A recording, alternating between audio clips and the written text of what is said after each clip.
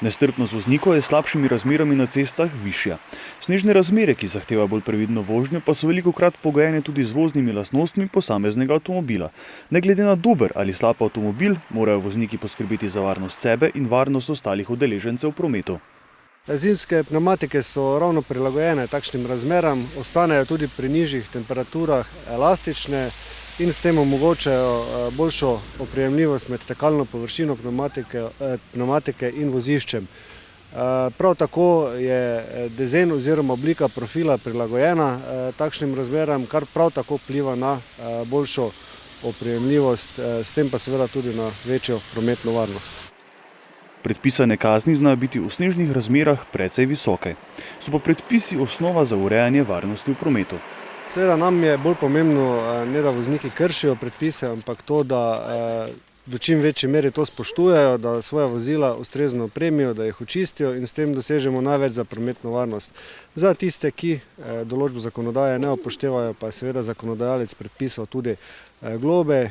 Recimo, če nekatere primere povem, tisti, ki vozil nimajo opremljenih s predpisano zimsko opremo, je predpisana globa 40 €. Vkolikor z vozila ne očistijo snega, ledu, vode oziroma drugih snovi, ki bi lahko vplivali na vozne sposobnosti vozila, oziroma če ne očistijo stekla oziroma zračnih ogledal, potem je predpisana globa 200 €.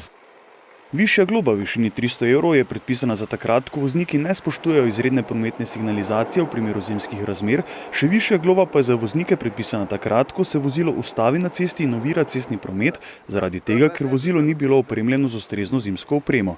Takrat je predvidena globa 500 € in 5 kazenskih točk.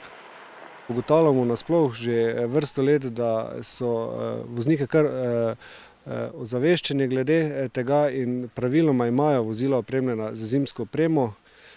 Sicer smo od 15.11.2017 pa do včeraj ugotovili 18 kršitev voznikov, ki niso imeli predpisane zimske opreme.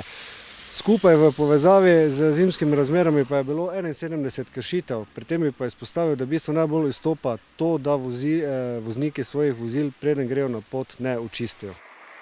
Snežne razmere na cesti je pri vožnji treba upoštevati in voziti strpno s prilagojeno hitrostjo. Voznikom policisti priporočajo, da se v tem času ne odpravljajo na pot, če to ni res nujno potrebno. Sneženje se bo nadaljevalo še jutri, ponekod v Sloveniji pa še v petek.